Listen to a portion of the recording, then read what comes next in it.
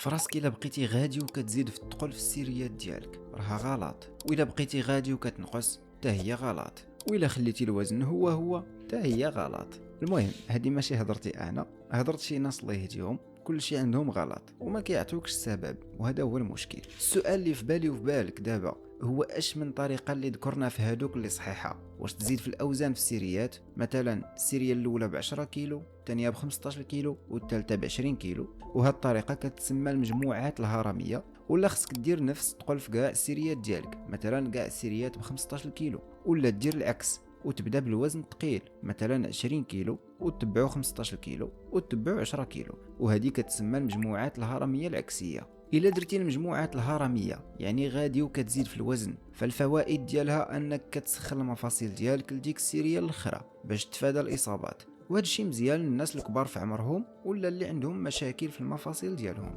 اما الا درتي السيريات كاملهم بحال في الوزن فغتسهل عليك انك تتبع التطور ديالك وما كتبقاش تزيد نقص في الاوزان، لكن حاول تسخن قبل ما تبداهم وبدا نيشان بالوزن الفعال بالنسبه لك. اخر طريقه واللي هي المجموعات الهرميه العكسيه، واللي هي تبدا بالوزن الثقيل وتبدا غادي وكتنقص. هاد الطريقه مزيانه للناس اللي كيحاولوا يزيدوا القوه ديالهم، حيت غتبدا باثقل وزن ليك وانت باقي عامر بالطاقه فغتعطي حسن، لكن حتى هي ضروري من التسخين.